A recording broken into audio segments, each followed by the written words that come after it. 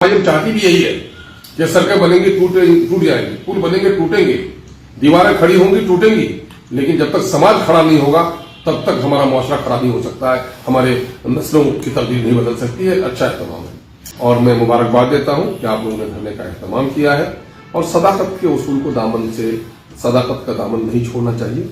जो सच्चाई हो, दिल में खुलूस अगर हो तो जंग में आदमी कट जाए तो शहीद, जीत जाए तो गाजी।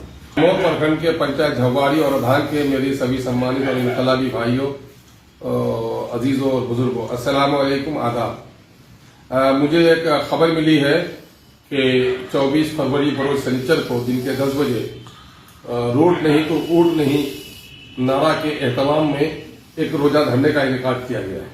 सबसे पहले तो मैं अपने इनकलाबी साथियों को मुबारकबाद देता हूं कि अपने हक और हुकूक के लिए लोग सड़क पर आ रहे हैं।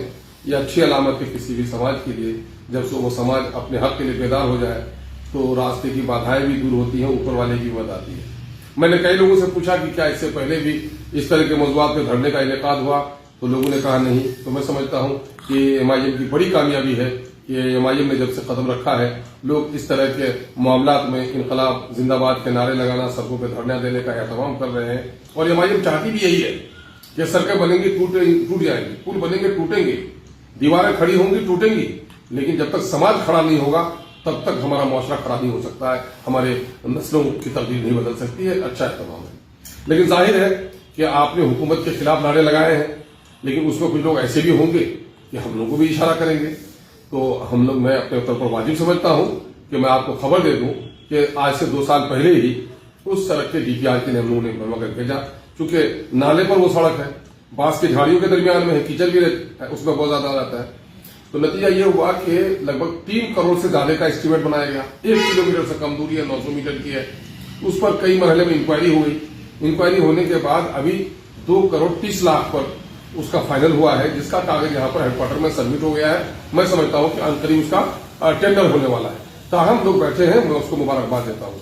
इसी मौके से मैं ये चाहता हूँ कि मैं आपको खबर दे दूं कि आपके उस दोनों पंचायत में मैंने क्या काम किया है।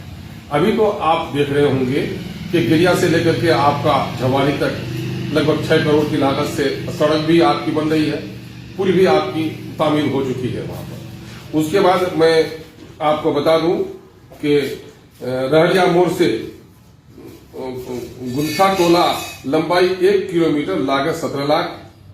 गिरिया मिडिल स्कूल से झवाड़ी 2.8 किलोमीटर, लगभग 6 करोड़ 23 लाख। झवाड़ी हाई स्कूल टोला में 1.25 किलोमीटर सड़क की मरम्मती। हाई स्कूल झवाड़ी की बाउंड्री। गिरिया में बहुत ही तारीखी कटाव निरोधक कार्य, अगर मैं खड़ा नहीं होता और मजबूती से नहीं करता तो कई घर तो पहले से कटते रहे हैं। अभी जो काम उन्होंने करवाया है।